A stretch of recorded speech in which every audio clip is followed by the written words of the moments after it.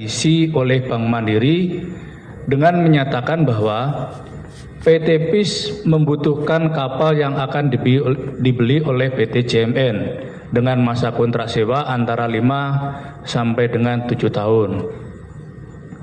Keterangan saudara Yogi Fernandi tersebut disampaikan kepada Bank Mandiri meskipun pada saat itu belum ada proses pengadaan sewa kapal. Kemudian sehubungan dengan rencana pengadaan sewa kapal, jadi awalnya PT PIS akan membeli kapal, kemudian disewa kapal yang bersangkutan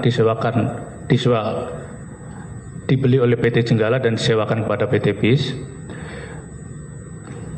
Saudara Arif Sukmara selaku Direktur Niaga PT PIS menyampaikan proposal penawaran pengangkutan crude impor kepada PT KPI.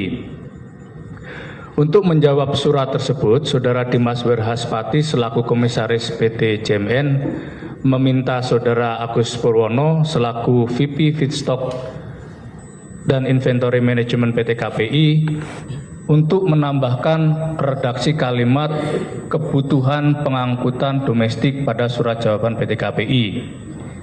Dengan tambahan redaksi tersebut, maka kapal asing atau kapal berbendera asing tidak dapat mengikuti tender pengangkutan domestik, mengingat persyaratan untuk mengikuti tender pengangkutan domestik harus berbendera Indonesia. Nanti akan kami jelaskan. Hal ini dilakukan untuk memastikan bahwa kapal Swissmec milik PT JMN dapat disewa oleh PT PIS.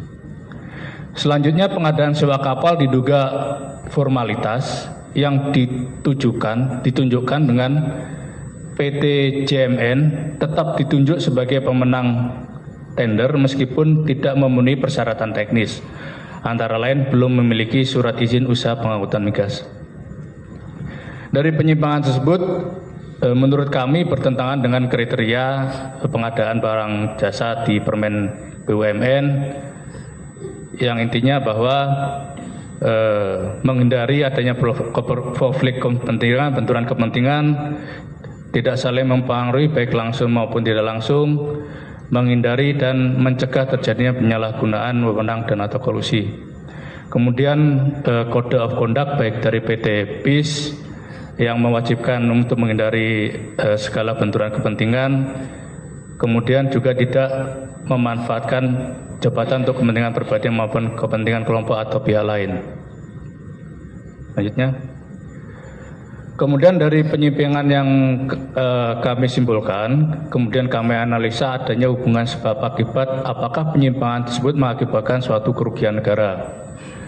Kami menyimpulkan bahwa penyimpangan tersebut mengakibatkan kerugian keuangan negara yang merupakan pengeluaran negara atas pembayaran pengadaan sewa kapal yang lebih besar daripada yang seharusnya. Penghitungan kerugian keuangan negara kami menghitungnya dengan cara menghitung selisih antara pengeluaran PT PIS untuk pengadaan sewa 3 kapal milik PT JMN dengan pengeluaran sebenarnya. Dari 3 kapal yang dilakukan pembelian menggunakan kredit dari Bank Mandiri, kemudian dilakukan pengadaan sewa kapal oleh PT PIS, ada beberapa kontrak yang menimbulkan kerugian negara. Yang pertama yaitu kapal, ada 3 kapal. Kapal Jenggala 21 ini terkait dengan kontrak spot.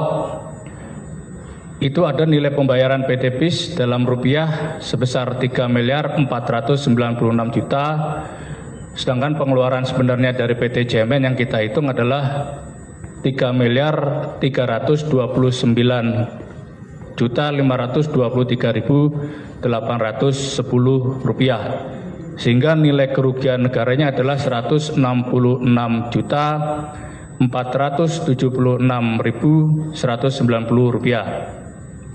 Kemudian untuk Jenggala Bango terkait dengan jenis kontrak spot, nilai pembayaran PT PIS kepada JMN adalah 19.050.000.000, sedangkan pengeluaran sebenarnya yang kami hitung di PT JMN adalah 18 miliar 142.187.143 rupiah, sehingga nilai kerugian negaranya adalah 907.142.857 rupiah.